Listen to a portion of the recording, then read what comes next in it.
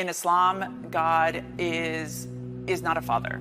God is the ultimate judge, and he sits apart from us, judging absolutely every single thing that we do. Hedia's parents immigrated from Iran to the U.S. in search of the American dream. They found it. Hedia grew up among the wealth and opulence of Beverly Hills, but she says it wasn't enough. It never was fulfilling. I actually felt really guilty about having what the world would describe as just about everything, and yet being sad. And I always wondered what was that space in my heart that made me feel empty. While in college at UCLA, she hoped religion would fill the void.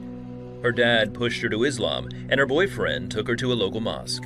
It was somewhat of an extreme mosque, and they had all these principles about politics and what it would be like to turn America into a Muslim nation, and very, very anti-Semitic. And I thought to myself, oh, this is terrible. I don't want anything to do with this. If this is religion, I want nothing to do with it.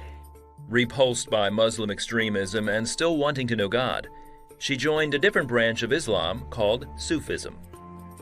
A mystical practice in Islam, which is all about love and harmony and finding a personal relationship with God. And I thought, okay, this is perfect. This is where I could find peace and where I can find that relationship with God. After law school, Hedia began writing reports on Muslim extremism. Her work led her to the FBI and a career working with government agencies combating terrorism. It was a natural fit for me to be in Islam and in these communities and studying them and working against extremism at the same time. I really felt that I was contributing to my country and to my faith. She got married and had a daughter. For years, Hedia maintained a strict adherence to Islamic law. It was this never-ending attempt to control your fleshly desires, your behavior in an effort to draw closer to God. You're always afraid of what he's going to do to judge you, and it's not about love at all. You were constantly praying to a God that didn't answer you. Eventually, she became frustrated that despite her efforts, Islam gave her no assurance of salvation. What they were telling me is the most important goal I had in my life, I didn't know if I was ever going to achieve. And that weighed on me extremely heavy. And as I grew older, and as my daughter grew older, this heaviness was intolerable. Then one day, after 22 years in Islam, Hedia took off her head covering. Her imams said her eternal destination was now certain. They told me I was going to hang from my hair for an eternity in hellfire because I took my head cover off.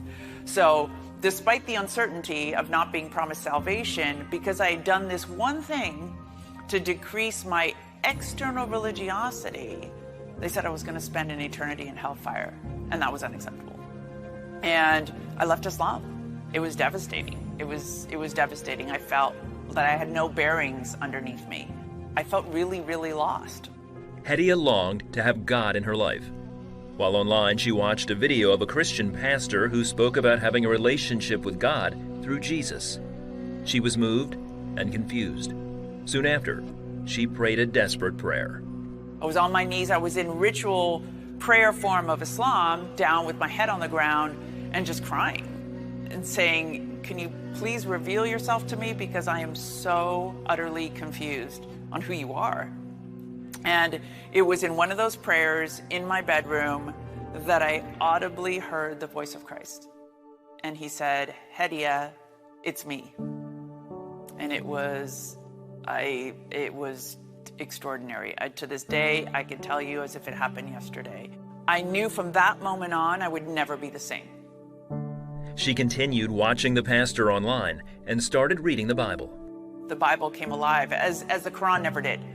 I could hear God speak to me, and I knew he was speaking directly to me because he was using the Quran as an example of why the Quran was not correct and why his word in the Bible was true.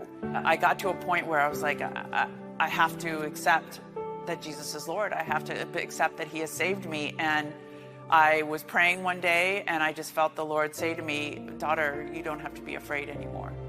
Hedia was soon baptized at the church she had watched online. She says she now has a relationship with God she never thought possible. And I catch myself all the time when I'm struggling, where he's like, daughter, just walk with me. And it's just his way of telling me, don't be afraid. I have plans to prosper you and not to harm you, to give you goodness, to give you a life filled with love and with joy, and don't be afraid. She shares her journey about receiving the love of God through Jesus in hopes of reaching others who long to know him. He's been with me the whole time. I wonder, at times I ask him why I had to experience certain things, but he's used all of my past in order to do it. And it wouldn't have been possible 25 years ago. It wouldn't have been possible with that girl in Beverly Hills to do what he's calling me to do now. And so I am forever at his feet.